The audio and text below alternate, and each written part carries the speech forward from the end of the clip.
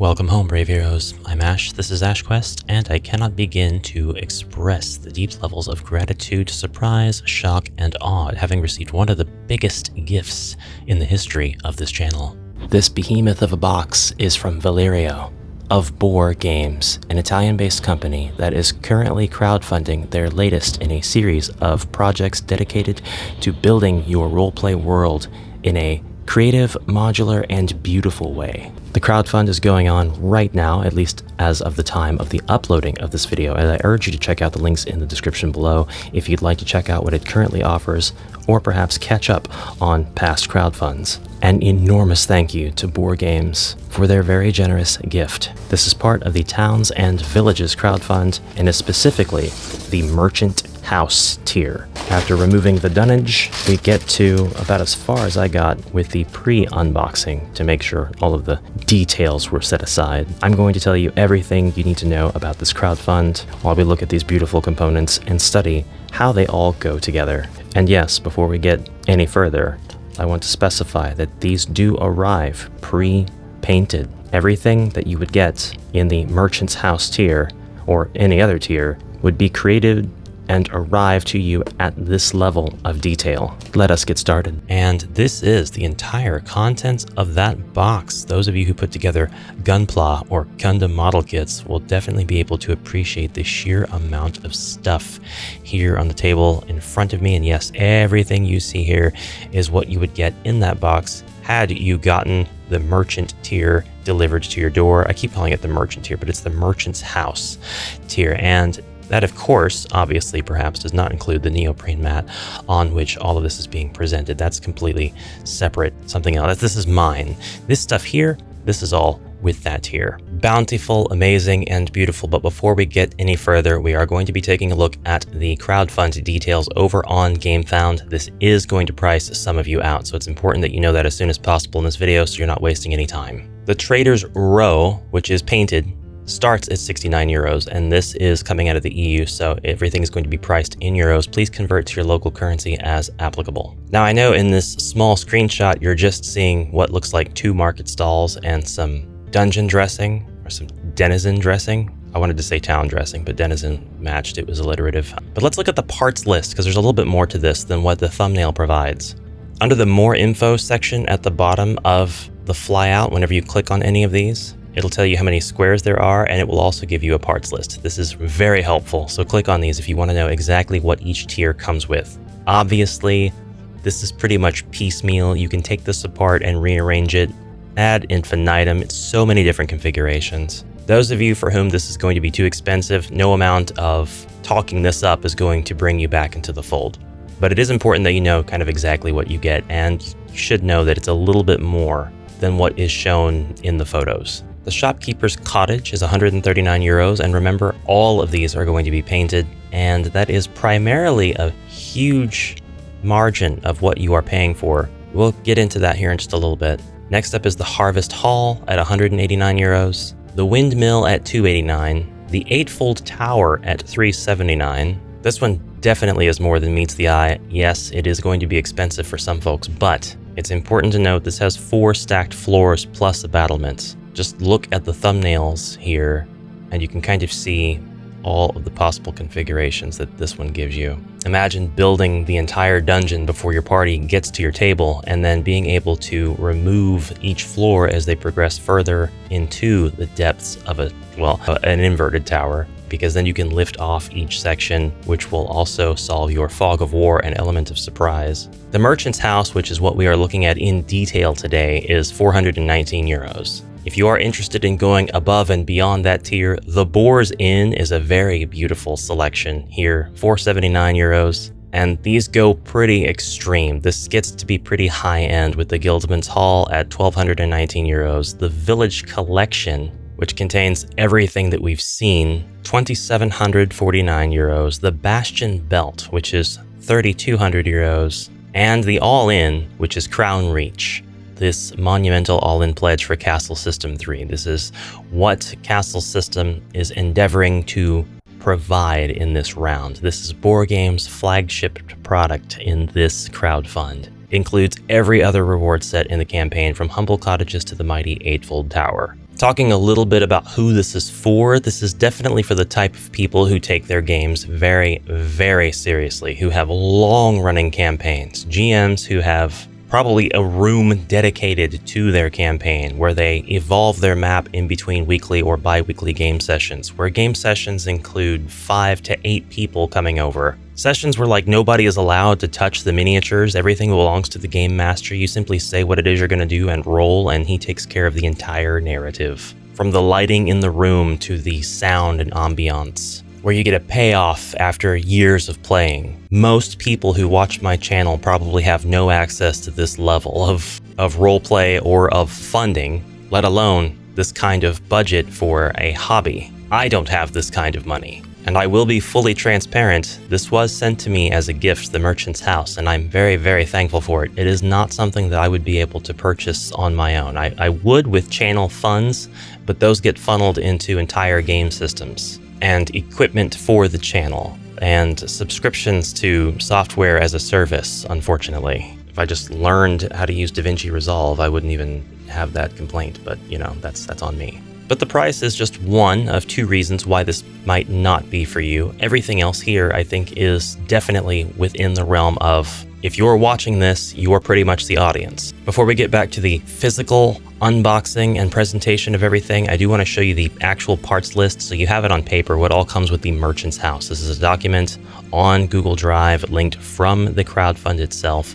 This gives you the entire parts list for everything that does come with this particular tier that we are looking at today, and I'll try to link this in the description below. It could be very useful to refer to this instead of having to replay sections of this video or whatever, so there you go. You're getting a ton of different thatched roofs, walls, market stalls, doors, windows, flooring. The dungeon town flooring is something that I really want to look at in detail here in just a moment. And then this is the last page of what you get with this set. But in case I don't convey it on camera, this does have 344 fully playable squares across its 5 levels. And we're going to try to build this thing today too. All right, back to the actual contents of the merchant's house. And something I have been kind of glossing over is that these are magnetic. So you're going to have lots and lots of these strong neodymium type magnets embedded, installed into every piece. And everything has a nice, secure fit. It still comes apart very gently if you need it to, but it has a very confident snap into place whenever you have things close enough together to fit. Now you're watching me remove these tiles of walkable squares from these frames, and perhaps you caught that these are double-sided, and I gotta say, these are some of the most attractive 3-dimensional dungeon floor tiles I've ever seen. Man, they're nice. And they're all hand-painted. All of these are going to look extremely organic because they are all different. The same sculpt, don't get me wrong, or at least there are going to be repeats of the same sculpt. For example, this here is the same sculpt 3 times over, but you can tell, obviously, the paint job is a little different on all 3 of these. And that's not to say that you couldn't add your own painted details after you get this in. You can certainly do that, but we do have a distinctly different sculpt here. You can see that it's not at all the exact same arrangement of breaks and damage in the stone. All right, if you have been very keen-eyed, you will notice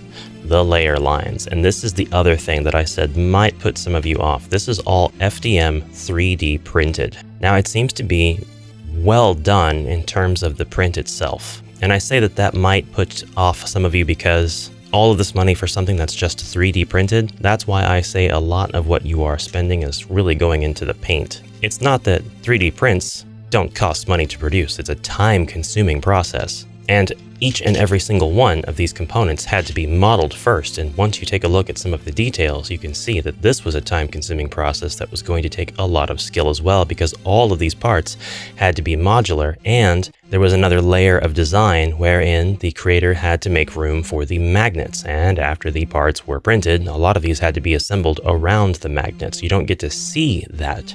You just see the finished product. I won't be able to justify the price to everybody, but I do want to bring up those considerations. The modularity and the magnets and the 3D design. I mean, just look, the wall here is inset. And the fact that you can mix and match these, you don't have to build one-to-one what we saw in the preview. You can literally build all kinds of things, or you can just forego the house and the roofs and all of that for purely just dungeon tiles for 1 or 2 sessions, or if you don't have time to put together a sprawling dungeon, you can just grab a few of these tiles and go with your current adventure. Put this stuff on some scaffolding and you've got something that has some 3D real estate. That's me talking about the flexibility of all of this. But for some of you, the FDM printed components might be a turnoff. I myself do not buy anything 3D printed anymore. And to be honest, it's only because of my own bias of, well, I haven't had a lot of good experiences with quality 3D prints, whether I was doing it myself with my Ender Creality way back in the day, or just seeing that there are so many cheap things that are just printed and sold through Etsy, Temu, Amazon even.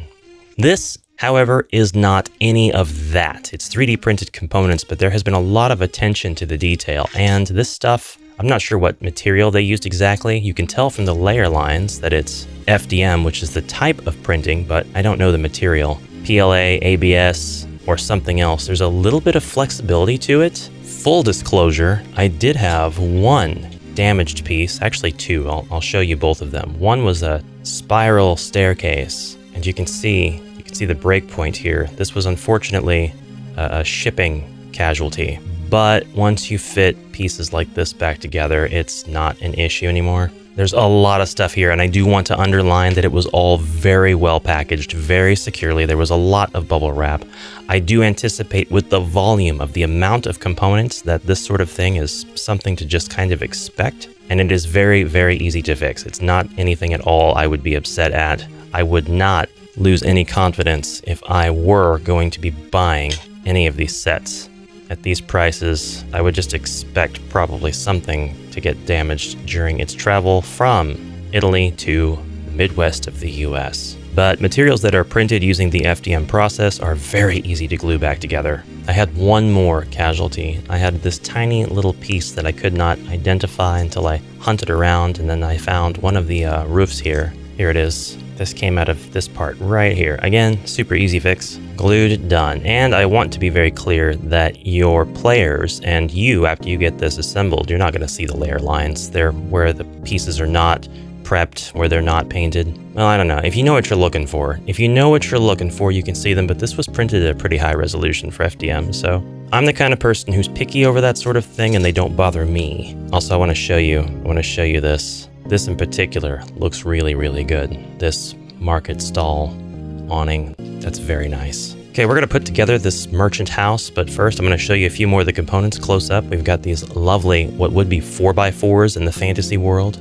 I doubt they would use my Freedom system, actually. We have a lot of these, so you would find these to be highly useful in making your own creations. I mean, there's a ton here. Talked about modularity, but I don't think I have expressed the depth to which this is modular. You have shutters on the windows that can be opened up or pushed back into their frames. The construction is marvelous. It's just like how things would have been constructed back then. Back then in ye olden medieval times, where they would put entire trees into a 3D tree printer to make wooden planks. That's how that works. And if you want to roleplay with this stuff, you can just have your miniature poke their head through. Oi, get off me lawn, you stupid kids! Don't want them? Take them out. You've got these nice little rails that were designed to be used, so you can use these in a variety of contexts. It's just crazy. It's just crazy to me how much was put into this. This doorway comes right out.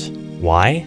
That's up to you. Slides right back in securely. I said securely. A couple of solid pieces for your enjoyment, for your observation. These don't have any modular pieces that come out or go in. They've got pegs so that they'll fit securely into the top of a building that needs them. Let's actually use the wooden planks here. They magnetize, as they are advertised to do, and the bottoms of them are pegged so that they fit into the bases of the floor tiles. Okay, the 4 pillars push fit into the base, and with repeated pulling out and putting back in and having to wiggle just a little bit every time to ease them in or out, I get worried that at some point something's gonna snap. But see my earlier points about gluing. Also, I'm not that worried about it. Then we get our wall. I'll go ahead and put this wall with the window shutters on this side. We'll take this wall with a window and place it over here simply because I can. Nothing stopping me. I was immediately stopped. I had it upside down. And then this perfectly normal wall will finish us off. All right, this took all of 15 seconds really to put together, and I've got some options for what I want to do to cap it off or how I want to put doors on. We have different options for windows, so you can have different styles of housing, basically. All of your houses don't need to look the same, and that's fantastic. We'll just push fit that window right in there. Goes in fine. We're still fully immersed. We are 100% happy with how this looks. Not following any instructions here, I'm just grabbing parts and putting them together. But I've made myself a bit of an irregularity here by putting this protruded section onto my house. So how do I fix this? I need to show you this. I just discovered this. We have these sections here that will link sections like this together, but I just need to show you that the wall comes out. I don't know why or if that would be something nice, but you could represent fresh construction, houses that aren't done being built. You could also use this as, I don't know, materials leaning up against the house that's not finished being built yet. It adds for a lot of roleplay immersion, that's for sure. We have boarded up windows as well as just normal closed shutters as well. So, and these pegged pieces and the corresponding hole pieces that will mate with them will make sure that you're not putting any two pieces together that need not to go together, that don't fit. Taking some of my trusses, push fit them into the roofs. Now I'll take some windows and push them in. One more window to the attic. Now I would like to put my roof onto my house, but you can't just place them on. These have to go into these dungeon bases. My magnets are starting to snap everything together, so this is the kind of fit you'll have to have before you can just place this on your house. But then this second layer will actually magnet fit to the top of your joists, and then actually this is strong enough, these magnets are strong enough to lift up the entire house, although I don't recommend it, by just the second floor once you have attached it to your first floor, like so. Now the type of roof that I made is not really going to fit because I decided to have this little extension piece here, but that's okay. We can easily solve that. We'll just grab a completely different roof. We'll take our extension piece. We'll make sure that it mates up with this just fine, and it will. It's a little bit of a height difference at the bottom, and that's because this is going to go here like so. This will go here like so, perfect. And then I've got an open hole here, and I'll just put my chimney on that side. Amazing. We've got a couple other things we can put on here, like this pulley for no reason. Just snap it right on to the front there, back, whatever you want to call that. And then my dungeon tiles, which of course are magnetized, they're all going to fit together and have a little bit of a snap, so they're going to be pretty sturdy. We'll flip all these over to be stone at the bottom instead of this wood. Really love the choice that they made here with making one side stone, one side wood. That was really, really handy. And then, pow. We have got the beginnings of a diorama. I could go ahead and go all the way around the house with those tiles, or I could extend them in whatever direction I want to continue on with my city streets scene. And of course, if I've already got a neoprene mat or some kind of a board or something in the background, something like Loki's battle mats, I can incorporate those. No problem. Have all of this kind of overlaying that. We do have a couple that have these circles in the corner, and it is in those circles that we can place our stone steps. Now, one thing I really don't like is the scale of the steps.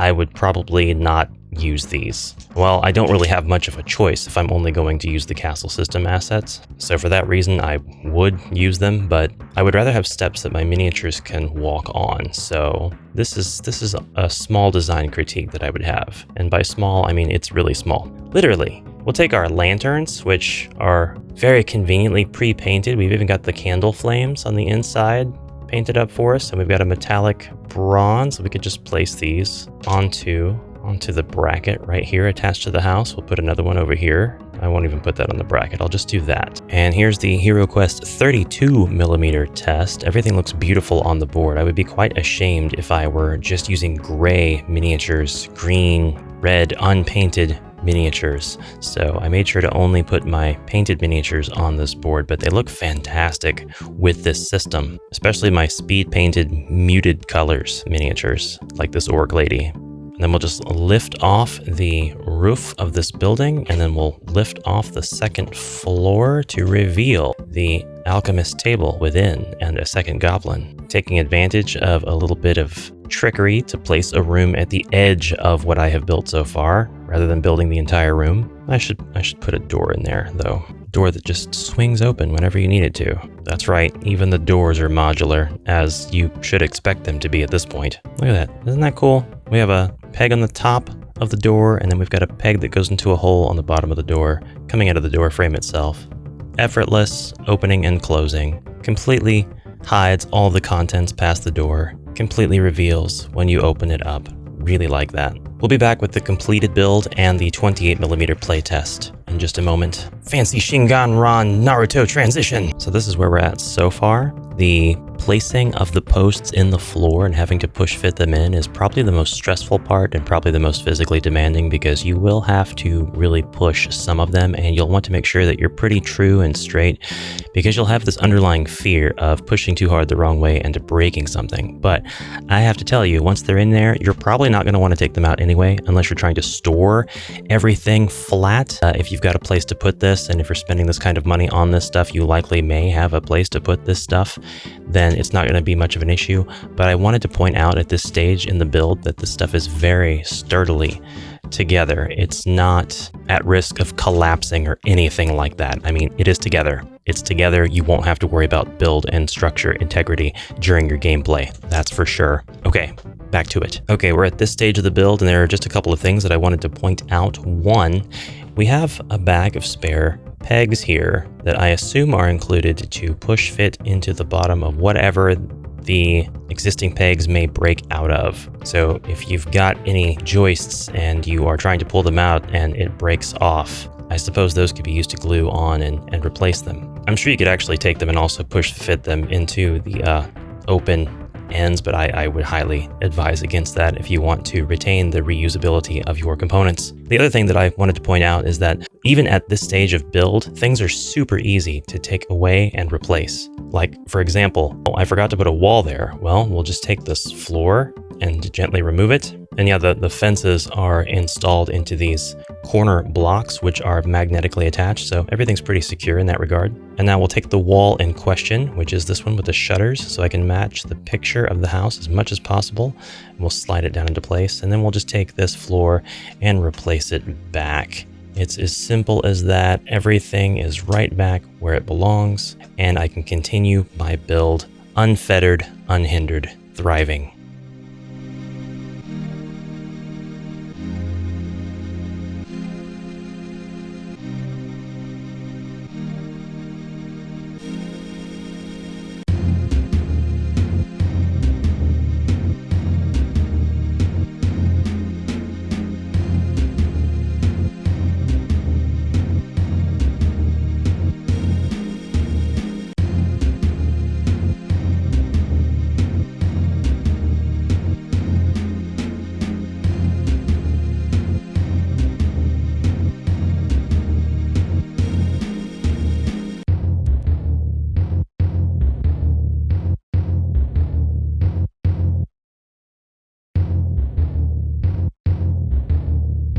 And that is our 4-story build done and dusted. There are actually several examples of how this collection of pieces could go together to serve as a remarkably detailed and immersive set piece, if not an outright complete feature for your entire gaming session, whatever game you're going to be playing, because, as I've already kind of touched on, you can just remove sections of the model to reveal the sections below. And check that out. The section that I removed is actually its own fully functioning house. I mean, it's got its own floor, it's got all 4 walls, door, window, roof with chimney. But in this context today, it serves as the topmost portion of my tavern, or inn rather, dungeon. And I mean, when you have this many playable squares, of course your inn can be a dungeon. As you can see, you can move this thing pretty easily, as long as you are kind of guiding it from the base and moving slowly, because it's pretty easy to go ahead and just take entire sections apart. But that works more to its benefit than it is detrimental in any way, in my opinion, because you shouldn't have to be moving your entire set piece around, you know? Once you've got it all set up, it should be fine as is. But if you'd like to treat this as more of a I'm going to sit on this side and my party in real life is going to sit all around the rest of the table situation, then you can, of course, modify how you present this. You can have a whole sort of panoramic scene, a side scroller, if you will, but you've got all of the surface area in front of the board to present your dungeon or war game terrain or whatever you want leading up to the actual set piece festivities. And yes, you could very easily get some lighting routed in here if you'd like for this to be more lit up. I'll go ahead and turn the flash on my phone on so you can see the interior as we go through and just search the diorama for details, for ideas, for inspiration. Yeah, this shot right here in particular I really like because it has a true element of horror. Think of all of the scenes that you could create with this system. There we go. We've got a door open leading ever further back.